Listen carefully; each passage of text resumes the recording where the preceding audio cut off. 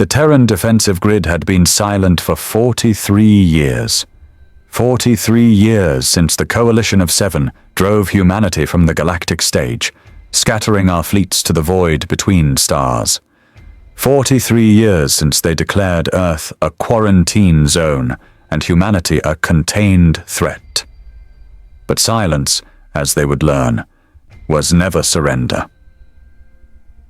Admiral Sophie Clare stood on the observation deck of the TDF Retribution, watching the blue marble of Earth grow larger through the reinforced viewports.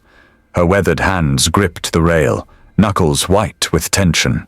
The scars across her left temple, souvenirs from the Battle of Proxima, caught the starlight as she turned to face her senior staff.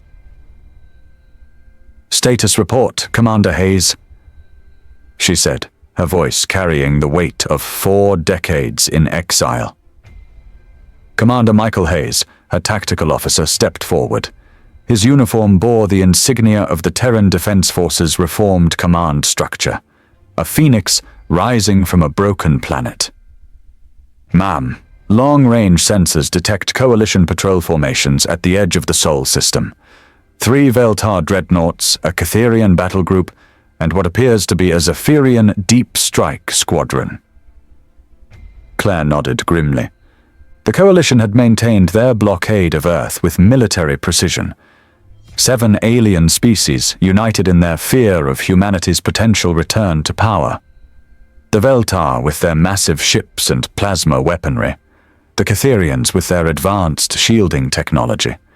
The Zephyrians with their stealth capabilities and surgical strike doctrine. "They're about to learn why they should have been more afraid," Claire muttered.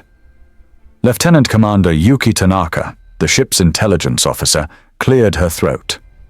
"Admiral, we're receiving encoded transmissions from the surface. Underground resistance cells across 6 continents are reporting ready status. The Leviathan protocol infrastructure is intact." Claire's eyes hardened. The Leviathan protocol, humanity's deepest secret, buried beneath Earth's surface for nearly half a century. While the Coalition believed they had neutered humanity's military capabilities, they had no idea what slumbered in the depths of Earth's oceans, mountains, and core. "Signal the fleet," Claire ordered. "All vessels prepare for Operation Homecoming. Execute stealth protocols. We go dark in T-minus 60 seconds. The Watchers, 3 million kilometers from Earth, aboard the Coalition command vessel Sovereign Unity, Fleet Admiral Kethvar of the Veltar Navy reviewed the latest intelligence reports. His forearms moved with practiced efficiency across the holographic displays, each appendage controlling a different data stream. "The human exile fleets have been quiet for too long," he rumbled to his mixed species command staff. The Veltar's vocal cords produced a deep bass tone that resonated through the bridge's specialized atmosphere. "Intelligence suggests they've been gathering in the Oort Cloud region." Captain Jelena, the Catherian tactical coordinator, flickered her bioluminescent scales in a pattern that translated to concern. "With respect, Admiral, human military doctrine favors misdirection. If they're gathering in the Oort Cloud, they want us to know about it." The Zephyrian observer, a being of pure energy contained within a crystalline matrix, pulsed with amber light. "The collective agrees with Captain Jelena's assessment. Human behavioral patterns suggest this is a feint." Kethvar's mandibles clicked in irritation. 43 years of exile, their shipyards destroyed, their colonies scattered. What threat could they possibly pose? His answer came in the form of proximity alarms screaming across the bridge. "Contact! Multiple contacts!" The sensor operator, a nervous Kalari with trembling antenna, frantically worked his console. "Sir, I'm reading. This can't be right. 17 human vessels bearing 127 Mark IV, distance closing fast." "Impossible," Kethvar growled. "Our sensors would have detected them hours ago." "Not impossible," Jelena whispered, her scales now pulsing with fear. "Evolved. Their stealth technology has evolved." The main display shifted to show the approaching human fleet. Ships unlike anything in the Coalition's databases. Sleek, angular vessels that seemed to bend light around them. The lead ship, easily 2 kilometers in length, bore the distinctive markings of the Terran Defense Force. "All units, battle stations," Kethva commanded. "Signal the inner perimeter. We are engaging the human fleet." The Phoenix rises. Aboard the Retribution, Admiral Clare watched the Coalition fleet scramble into defensive positions. Their formation was textbook. Overlapping fields of fire, shield generators providing mutual protection, command vessels positioned for optimal tactical control. "They haven't learned," she said quietly. "They're still fighting the old war." The bridge of the Retribution was a marvel of human engineering and alien-acquired technology. Holographic displays showed real-time tactical data, while neural interfaces allowed crew members to control multiple systems simultaneously. The ship itself was a testament to humanity's adaptability, built with materials salvaged from a dozen different species, powered by fusion reactors reverse-engineered from Veltar designs, and armed with weapons that would make the Coalition's military analysts weep. "Admiral?" came the voice of Captain Torres from the heavy cruiser Indomitable. "We're receiving targeting data from the surface. Leviathan protocol assets are painting Coalition vessels with deep scan telemetry." Claire smiled grimly. For 43 years, humanity had played the role of the defeated exile. They had traded with smugglers, learned from pirates, and studied their enemies from the shadows. But beneath Earth's surface, they had been building. Waiting. Preparing. "Weapons free," she ordered. "All vessels engage at will. Show them what we've learned." The first salvo from the human fleet was devastating. Particle beams that could cut through Veltar armor plating like paper. Kinetic projectiles that bypassed Catherian shields entirely. Exotic matter warheads that disrupted Zephyrian energy matrices. The Coalition's outer picket line simply ceased. "Direct hits on all primary targets," reported Commander Hayes. "Coalition fleet is falling back to inner defensive positions." "They're regrouping," Claire observed. "Signal the second wave. Time to show them our real strength." The Leviathan stirs. Deep beneath the Pacific Ocean, in a facility that had been constructed in absolute secrecy during humanity's darkest hour, automated systems began to activate. The Leviathan Protocol, humanity's ultimate insurance policy, was coming online.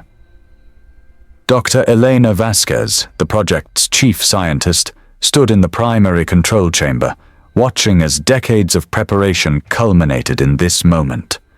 The chamber was vast, easily the size of a sports stadium, filled with quantum processors, exotic matter containment units, and the most sophisticated AI systems humanity had ever created.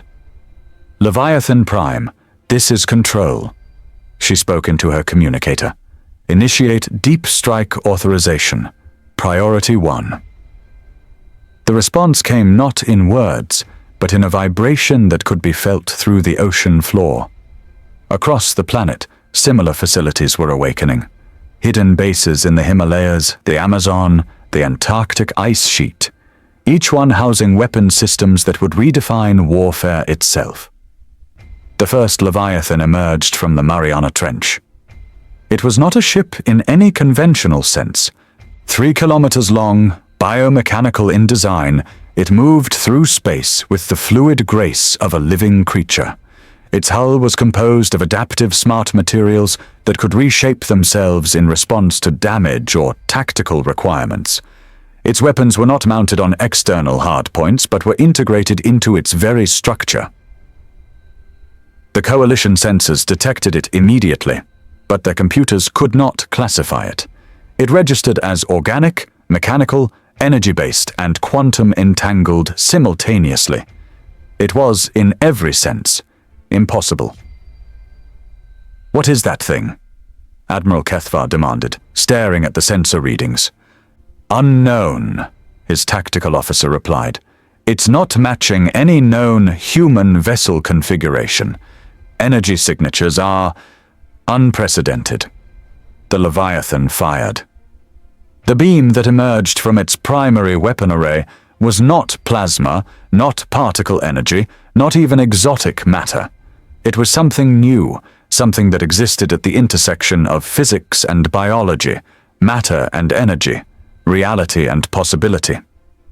The Veltar dreadnought, infinite majesty, simply stopped existing. Not destroyed, not vaporized, erased. The space where it had been was empty, as if the ship had never existed at all. The Council of Seven. In the secured conference chamber of the Coalition's mobile command station, the representatives of the 7 species that had driven humanity into exile gathered in emergency session. The chamber was a masterwork of diplomatic engineering, with atmospheric controls and gravity fields adjusted to accommodate the vastly different physiologies of its occupants.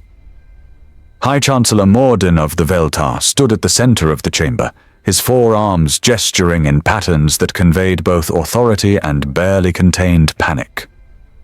"The human fleet has breached our outer defenses. They've deployed weapons systems that our analysts cannot even classify." Prime Speaker. Yelteth of the Catherians pulsed with deep purple light, the color of distress among her species. "The vessel that emerged from their homeworld's ocean. Our sensors detect quantum signatures that should be impossible. It's as if they've weaponized the fundamental forces of reality itself." The Zephyrian Collective's representative, a shimmering energy field contained within a crystalline matrix, spoke with the voice of 1,000,000,000,000 networked minds. "Analysis of combat data suggests the humans have achieved technological breakthroughs that exceed our predictive models by several orders of magnitude. They are no longer the species we drove into exile." Chancellor Morden's mandibles clicked in frustration. "How is this possible? We monitored their activities. We knew of their exile fleets, their resource limitations, their technological constraints. We monitored what they wanted us to monitor," said Ambassador Felran of the Corsari, his reptilian features twisted with what might have been respect or fear. "The humans are masters of misdirection. While we watched their fleet scrape together resources in the outer systems, they were building something else entirely." The holographic display at the center of the chamber shifted to show the tactical situation. The human fleet, now revealed to be much larger than initially detected, was advancing on multiple fronts, but more troubling were the energy signatures emerging from Earth itself. 17 more contacts, reported the intelligence officer. No, wait, 34. Energy signatures are appearing across the human homeworld. They're not just emerging from the oceans. They're coming from underground facilities, orbital platforms we never detected. And... The officer paused, his voice cracking. "And from inside the planet itself." The chamber fell silent. The implications were staggering. "How many?" Chancellor Morden asked quietly. "Current count is 147 vessels of unknown configuration, and the number is still climbing." The Admiral's Gambit. Admiral Clare stood on the bridge of the Retribution, watching as the Coalition's carefully orchestrated defense began to crumble. The Leviathan-class vessels were not just weapons, they were symbols. Proof that humanity had not merely survived their exile, but had evolved beyond their oppressors' understanding. "Admiral," Commander Hayes reported, "Coalition forces are attempting to establish a new defensive perimeter at the asteroid belt. They're concentrating their heavy units and calling for reinforcements from the inner worlds." Claire nodded. The Coalition's strategy was predictable. Fall back to a defensible position, consolidate their forces, and try to overwhelm the human fleet with superior numbers. It was a reasonable plan, given their understanding of human capabilities. It was also exactly what she had expected. "Signal the Leviathan units," she ordered. "Execute Protocol 7. Authorization Phoenix Rising." Lieutenant Commander Tanaka looked up from her console, her face pale. "Ma'am, Protocol 7 is... Are you certain?" "I'm certain that 43 years of exile ends today," Claire replied. "And I'm certain that the Coalition needs to understand exactly what they unleashed when they drove us from our home." Protocol 7 was not a battle plan. It was a demonstration. Across the solar system, the Leviathan-class vessels began to change. Their hulls flowed like liquid metal, reshaping themselves into configurations that defied conventional understanding of spacecraft design. Some became serpentine, moving through space with undulating grace. Others took on crystalline forms that seemed to exist in multiple dimensions simultaneously. But the true horror was what they began to do to the fabric of space itself. The first Leviathan to reach the asteroid belt did not attack the Coalition defensive position. Instead, it began to sing, a harmonic frequency that resonated through the vacuum of space, through the quantum foam that underlied reality itself. The asteroids around the Coalition fleet began to move, not under the influence of gravity or thrust, but as if space itself was being gently folded and reshaped. "What are they doing?" Admiral Kethvar demanded, watching as the rocks that should have provided his fleet with cover began to form complex geometric patterns around his ships. "They're not attacking us," his tactical officer replied, voice filled with awe and terror. "They're rearranging the battlefield." The Coalition fleet found itself at the center of a vast mandala constructed from asteroids, each piece positioned with mathematical precision. The formation was beautiful, terrifying, and completely inescapable.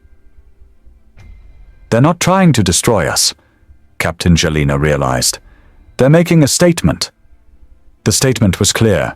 Humanity had moved beyond the crude necessity of conventional warfare. They had learned to reshape reality itself. The deep voice. In the depths of the Pacific, Dr. Elena Vasquez monitored the Leviathan units as they demonstrated capabilities that had taken 4 decades to develop. The technology was not purely human. It incorporated principles learned from contact with beings that existed outside normal space-time, entities that the Coalition had never encountered. "Leviathan Prime, status report," she requested. The response came not through conventional communication channels, but as a direct neural interface. The Leviathan units were not simply controlled by artificial intelligence. They were, in a sense, alive. Biomechanical entities that existed at the intersection of technology and consciousness. Coalition fleet contained. No hostile action required. Awaiting further instructions. The voice was not quite human, not quite machine. It was something new, something that had evolved from humanity's desperation and ingenuity. "Maintain containment protocols," Dr. Vasquez replied. "Admiral Claire is handling the diplomatic aspects." Through the neural link, she could feel the Leviathan's amusement. Diplomacy was a human concept that the entities found curious, but ultimately irrelevant. They had been created for a single purpose, to ensure humanity's survival, and they would fulfill that purpose regardless of political considerations. On the surface, the Coalition was about to learn the true meaning of human tenacity. The negotiation. The communication request came through on all frequencies simultaneously. A technique that required quantum-level manipulation of the electromagnetic spectrum. Admiral Claire had been expecting it. "This is Admiral Sophie Claire of the Terran Defense Force," she said, her image appearing on screens throughout the Coalition fleet. "I'm prepared to discuss terms." The response came from Chancellor Moradin, his forearms spread in a gesture of formal diplomatic address. "Admiral Claire, I am authorized to speak for the Coalition of 7. We were not aware of the extent of your technological advancement." "You were not meant to be aware," Claire replied calmly. 43 years ago, You drove humanity from the galactic community. You declared us a threat that needed to be contained. You were right. The Chancellor's mandibles clicked nervously. We seek to avoid unnecessary conflict. The Coalition is prepared to discuss the terms of humanity's return to— No, Claire interrupted. You misunderstand the situation. We are not seeking to rejoin the galactic community. We are informing you that we have evolved beyond it. The silence that followed was deafening. The quarantine of Earth is hereby terminated, Claire continued. Human vessels will move freely through any system we choose. Any attempt to restrict our movement will be considered an act of war. Admiral, Chancellor Morden said carefully. Surely we can reach some accommodation. The Coalition has no desire to— The Coalition has no choice, Claire said flatly. You created us. 43 years of exile, of struggle, of fighting for survival in the void between stars. You forced us to become something new, something stronger, something that no longer requires your permission to exist. Around the Coalition fleet, the asteroid mandala began to shift. The geometric patterns flowed like living things, and within the spaces between the rocks, new forms began to emerge. Ships that were not quite ships, entities that existed partially in normal space and partially in dimensions that the Coalition scientists had never imagined. This is not conquest, Claire explained. This is evolution. Humanity has moved beyond the need for territory, for resources, for the petty squabbles that define galactic politics. We have learned to exist in harmony with forces that you cannot comprehend. Then what do you want? The Chancellor asked. Claire smiled, and for the first time in 43 years, it was not a smile of desperation or defiance. It was a smile of perfect confidence. We want you to understand that the age of limiting humanity is over. We are no longer the species you drove into exile. We are something new, something that will shape the future of this galaxy whether you approve or not. The transmission ended, leaving the Coalition fleet alone with the impossible formations around them, and the growing realization that they had created their own worst nightmare. The new paradigm. 6 months after the liberation of Earth, Admiral Claire stood in the observation lounge of the Retribution, now docked at the newly constructed Olympus station in Earth orbit. The station was a masterwork of human engineering and alien-inspired design, serving as both a diplomatic facility and a demonstration of humanity's new capabilities. Through the transparent aluminum windows, she could see the construction of the first Leviathan-class city ship, a vessel designed not for war, but for exploration beyond the galactic rim.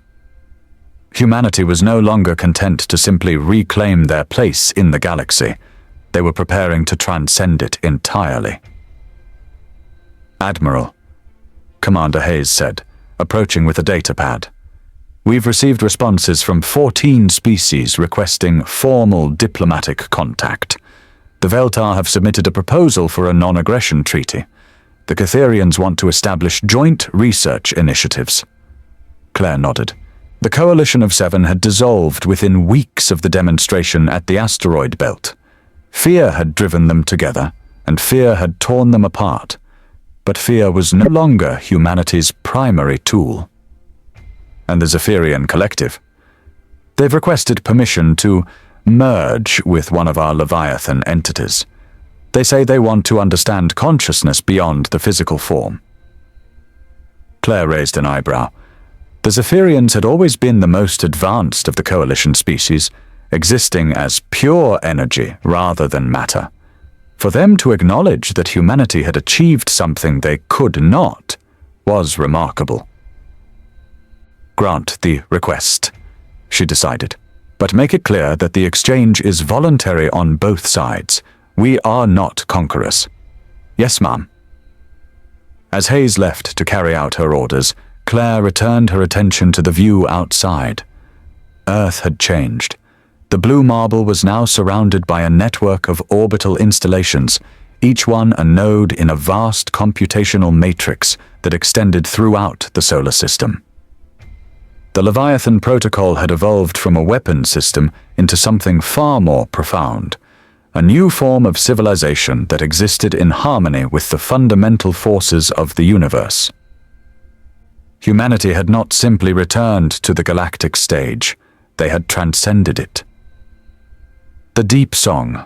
Dr. Elena Vasquez stood in the primary control chamber of the Pacific facility, now expanded into a vast underwater city.